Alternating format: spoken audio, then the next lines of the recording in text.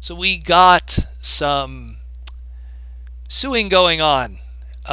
Recent news as of August 29th seems Hasbro is going to be suing DC Comics over the Bumblebee name. Now, this is kind of funny, considering that Hasbro actually didn't really have the Bumblebee name for too long to then now start suing over it, considering that another brand had the Bumblebee name before it. Now, I just want to just get quickly into the history of Hasbro and owning that Bumblebee name before I get into the whole, like, who deserves it and everything like that. Hasbro registered Bumblebee in '83. They filed the patent for it, and they had it for a large period of time, using it on all their products and stuff.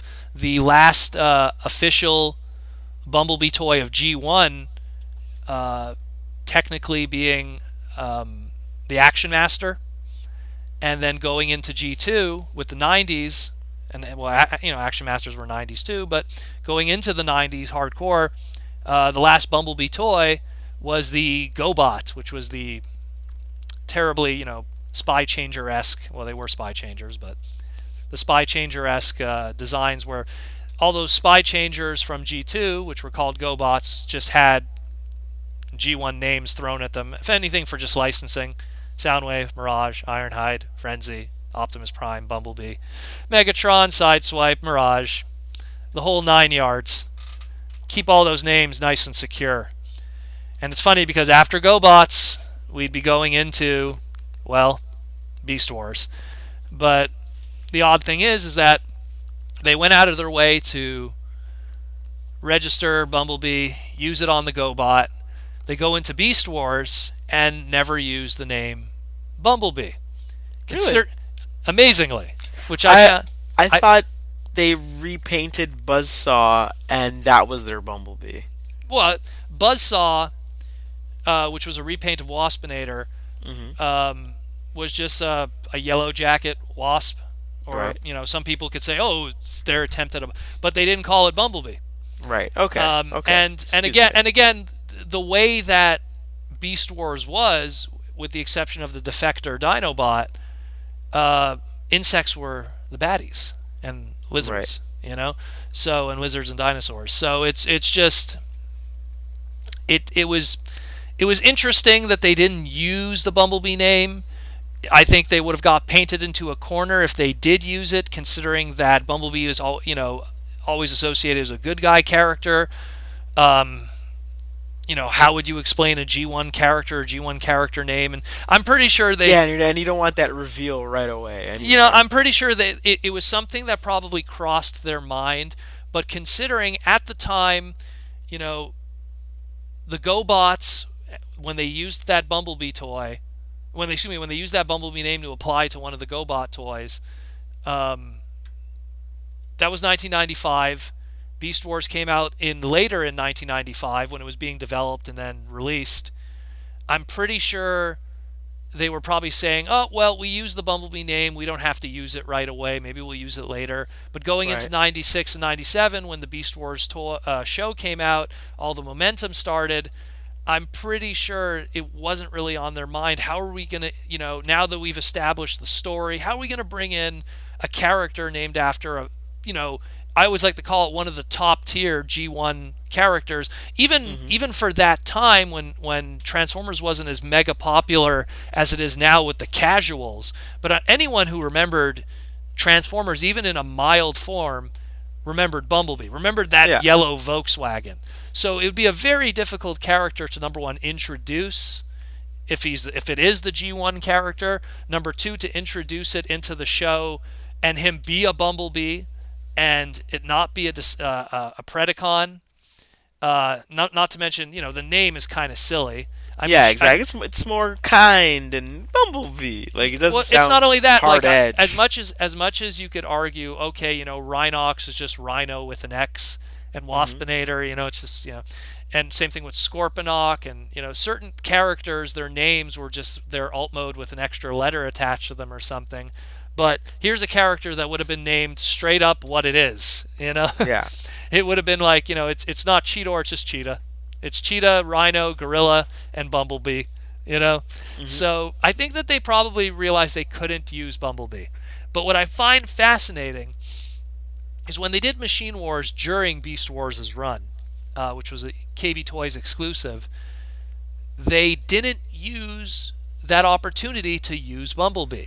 And it's funny because you look at the Autobot side of the Machine Wars toy line, and you had Hoist, you had Hubcap, you had Mirage, you had Prowl, you had Sandstorm, and you had Optimus Prime.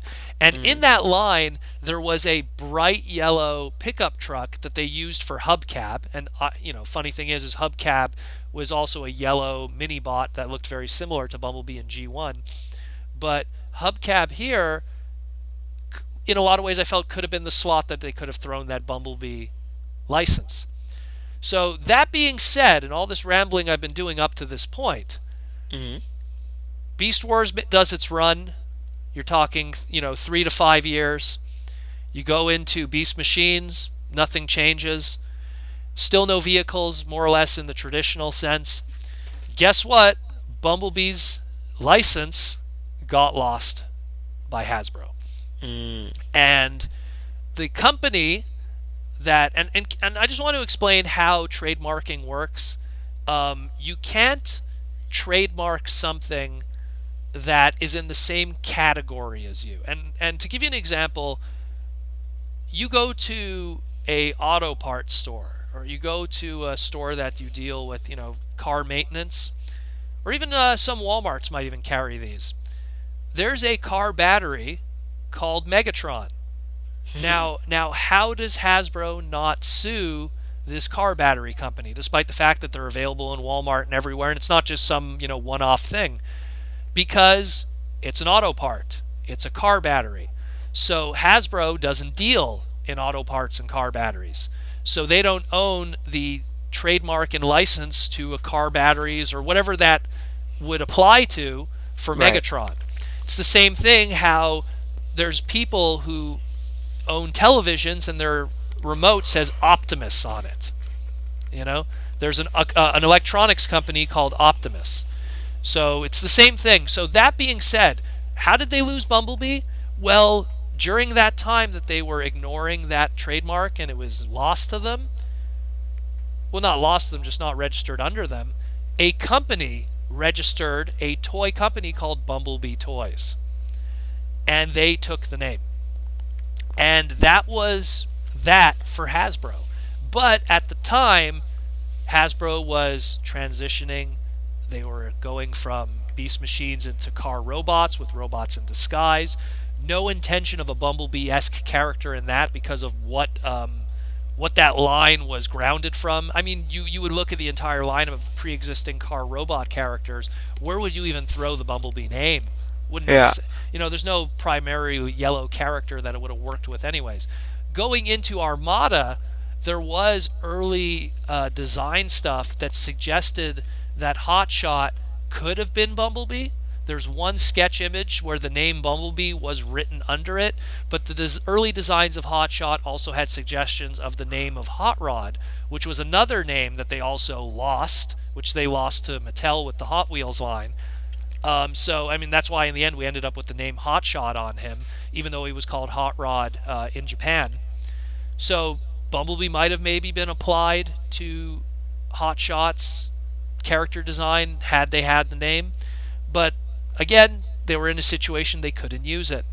You fast forward years and years, we go through Energon, we go through Cybertron, and we finally get to the movie continuity. And they finally got Bumblebee back just in time. And the funny thing with that is some of the early Bumblebee merchandise, they weren't sure if they would have the license in time, so they called it Autobot Bumblebee. But a majority of the toys from 2007 onward have Bumblebee straight up. So Mm. they got it back just in time because at that point, Bumblebee Toys went out of business. The name was lingering, and Hasbro got back their fateful yellow bug character. So after this whole history lesson, what does that have to do with this suing now of DC? So DC for many years. And what year was it, Wendell, that the female African American character Bumblebee was created? The character herself made her first appearance in Teen Titans in, I think it was 1974, if I remember right. So But then her actual character of Bumblebee was a year later. Hold on a second. I had it right here. in Oops. 75. Yeah. Okay. So clearly, this character predates, from a name standpoint, predates Bumblebee. But the one thing is that, Nope, nope, well, I got it. Correction. So, Bumblebee from DC Comics, her character, Karen Beecher, showed up in Teen Titans number 45 in 1976, and then as the actual superhero Bumblebee in 77. well, there you go. So even then, she still predates even a Microman release of Bumblebee, but Right. from Diaclone and Microman in Takara. Point being is that even though the name wasn't registered then, point being is that while this character did indeed exist before the G1 Bumblebee was licensed by Marvel and Sunbow Mm-hmm. and Hasbro, the reason why there was no argument or contention back then was at that time the DC female character, superhero character Bumblebee was only a comic book character in the pages of DC. She was not a toy. She was not an action figure. She was not a trading card. She was just in the pages of DC. The reason why this becomes a point of contention now is now with the way Mattel is going in a different direction with a lot of their brands. Mattel created the DC Superhero Girls line, which has been digging into the lore of DC and pulling out characters of different nationality and stuff to create balance. That's how we end up with a character like Katana, and as a result, DC needed to have a black girl female character to balance out the more Caucasian characters and in Supergirl and the tech girl and in Batgirl and stuff like that. So there's Bumblebee. Now, here's the thing. DC Superhero Girls by Mattel, huge toy line. Huge toy line. Has dolls, has McDonald's tie-ins, has Lego Friends spin-offs. So there's a whole bunch of stuff going on from a toy perspective. So now, this goes back to what I was saying, they're going into the toy domain, where Hasbro currently owns the rights to that name. And not only are they going into the toy domain, they're using a name of one of their top tier characters that is going to have a movie soon. Yep. And so they are, I don't want to say frightened, but they don't want to have Preemptive. they don't want to have brand confusion. And while I feel that in this day and age, most people are educated enough to not make those mistakes, and not to mention, I like to believe that also because they're on two sides of brands in the sense that it's a DC superhero toy, but those toys have always been displayed in the quote girls aisle of a Walmart or a Toys R Us, where Bumblebee is clearly in the quote boys aisle of a Toys R Us or Walmart. That it's not like there's any kind of confusion if, say, like a grandma had to go pick up a Bumblebee toy, Yeah. you know. But that being said, Hasbro's just That'd be an covering their interesting bases. confusion, though, come Christmas. I bought you the Bumblebee toy you wanted, honey. Yay, Bumblebee! Giant car robot. Yeah, seriously, eh? There's Like you're expecting black, a black girl. black girl with wigs, and boom. I don't know, but it's again, I see why they're going about it. They want to cover themselves, and DC in recent years, especially with a Justice League movie coming and everything, they've really been trying to build all their different brands. And that DC Superhero Girls brand, I saw it myself, has been going across a lot of things, direct to DVD movies, dolls, Lego. Again, I mentioned before the McDonald's promotions. That Bumblebee female character has been everywhere in plastic form in one form or another. So this whole thing, which side really, honestly, should have it? On a technicality, Hasbro technically does own the rights to it. And I can understand their fears because they have a lot of big stuff coming where from DC's standpoint, while the character is older than Bumblebee, they legally technically don't have the rights to it. There's characters that predate a lot of Marvel and DC characters that had very similar names, whether it be the Huntress or stuff like that. But yet, it doesn't make a difference because you could have a character in Marvel named Star Fox, which is from the Cosmic Universe, but you can't mess with Nintendo. You Yeah. know what I mean? So there's a lot of little things here and there that create confusion, but ultimately in the end, Hasbro legally does have the rights to sue. I don't think they should sue though. I think that's a little aggressive. I think they really need to make an understanding with DC in what they have planned for the next couple of years if this Bumblebee movie really does take off.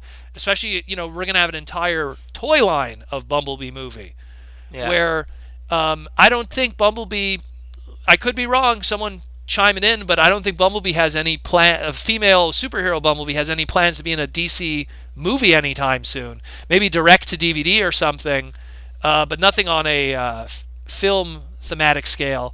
So that being said, I don't know a proper solution. Everything's already been made and marketed on both ends. You can't just kind of put the genie back in the bottle, so to speak. You can't just say, "Oh, this Bumblebee character doesn't exist anymore" for the DC side of things. The only thing I could think of is the character being written out of the show and the future toys not existing. But I'm pretty sure DC's not in the mood to just back out that easily. Yeah, pretty much. Again, I can't think of in my mind another black female superhero character from the DC universe that could fit that role. Because again, she was clearly chose from a marketing standpoint. Like, do you know of any, Wendell? Not the point for I black say, guy. What do you got? But I'm lost myself. Even. I would say Ricochet, but Ricochet's a Transformer license. Yeah, Ricochet is made in the '90s from the Milestone section. Her and Bumblebee made an appearance. Well, Bumblebee made an appearance in Teen Titans. She also made an appearance in Young Justice. So did Ricochet.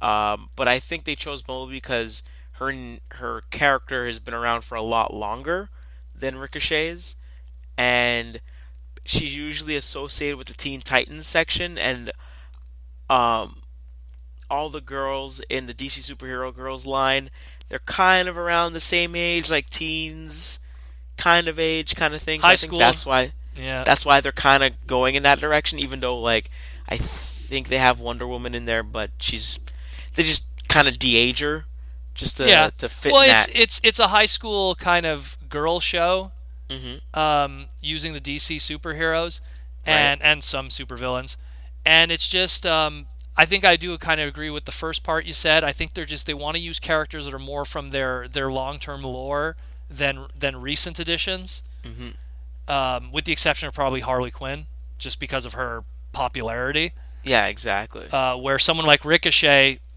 I'm pretty sure most listeners probably don't even know who that is. Yeah. So where I'm Or pretty to be sure, like, oh, that's that girl with the '90s like gambit headpiece. oh, okay, I'm starting to remember her now. Yeah. Yeah, in what was it called again? Young Justice. Like She's what the Spartan has sidekick. from Wildcats too. Yeah, exactly. She's like basically the sidekick to Icon. Where in the Okay. cartoon, for some reason, Icon doesn't speak. Hmm. But he's like a big deal. They make him kind of a big deal, but they just don't make him speak at all. Well, see, and again, maybe you're right. Maybe if they do have to get rid of Bumblebee or write her out, maybe they might have to go that route. She's the, and again, because this show works on all these right. stupid. That's it. Also Vixen. They could use Vixen. Oh, but you're right. But there's a bit of a problem. You're trying to market a toy between 6 and 12, and then you're throwing in a black woman named Vixen, Yeah, which is, that's true there's too. a reason for her name. Yeah. Yeah, you're So- right. It's tough. It is. Yeah. Again, if there was a simple solution, I think they probably would have come to it at this point. Mhm. But there really isn't at the moment. And I'm pretty sure someone at Mattel probably gave, like someone in PR probably gave a warning saying like, Hasbro has a Bumblebee. And I'm Mm. pretty sure they probably weren't too worried about it, but I guess they didn't factor in, they're both in two different offices. I'm pretty sure they didn't factor in Hasbro uh, making Bumblebee their big focus in terms of a cinema universe in the near future. So that's just, them, again, watching their butt. Yeah. But yeah, anything else you want to touch on this?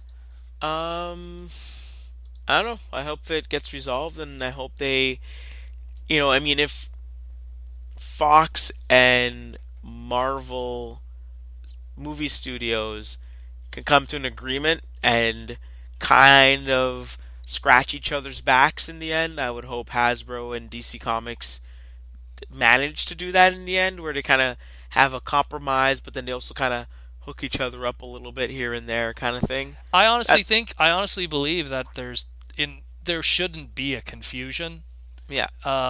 in the sense that it's literally two different places in the toy aisle. There's no, at least no indication of that character being in a cinematic universe level. She's a doll. She's not really depicted as an action figure. She's a Yeah. doll, and those aren't next to the Transformers and DC toy. The funny thing is, there's DC toys in the boy toy section of Hmm. female characters, but to my knowledge, could be wrong, but to my knowledge, I don't think there's a Bumblebee. So, but maybe that's their fear. Maybe one day it might grow to that. Remember, So, kids, if you want the DC Bumblebee toy, say, I want the black girl with the hair. And if you want the Bumblebee Autobot toy, then you say, I want the robot that looks like a Camaro, that looks like a car. You should be that's good. gonna probably clog the shelves painfully when that movie comes out. See So it, much. So this coming years, there's gonna be a lot of yellow sea of yellow. across the board.